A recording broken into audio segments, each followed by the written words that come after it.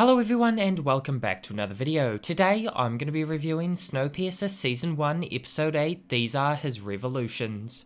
We kick it off with our narration from Ruth, possibly one of my favourite narrations excluding one or two, with her pretty much just talking about how amazing Wilfred is.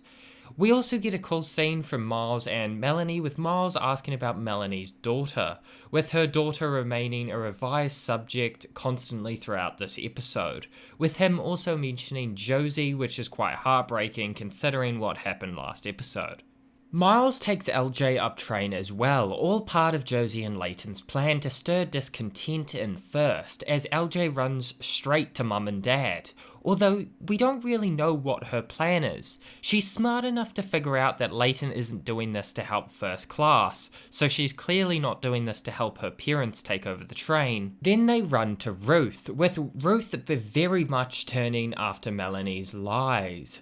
Ruth and First Class end up confronting Melanie, and got to give credit to the director and the actors this episode, as it contains some of the best acting and the best cinematography in this show so far. Anyway, Melanie is locked up, with a lot of symbolism being used between that scene and the scene with Josie, almost like a type of karma. Before Melanie is locked up though, she hits the panic button telling the engine to go into lockdown, but Harvey goes against orders and is thrown outside the engine, with Ruth and the commander now having complete confirmation that Wilfred has been dead since departure. We also get a closure scene between Melanie and Ruth, with Melanie admitting she took the train because she built it, and because Wilfred just wanted to live for as long as he could without regard for others, with her leaving Wilfred on the side of the track in order to save as many people as possible, with her likely doing this when the Talese stormed the train, as no one was really paying attention to the front at that point. Certain Talese start moving up train for the revolution, crippling some systems and turning others in their favour, and so Layton and Till open up the tail, with Layton giving his war speech and the tail beginning their march up train. Also, the Aussie acts like a true Aussie around Audrey, which is pretty hilarious. Although Oz discovers a Talese up train and sends the jackboots back down train. To stall the advance of the Talese, the brakemen hold a car, but Till and Layton turn roche, with Oz pulling an Oz move and running off. But the brakemen eventually stand aside, allowing the Talese to move up train. We get some awesome action scenes, with the Talese building a massive spear shooter contraption to hold the jackboots back.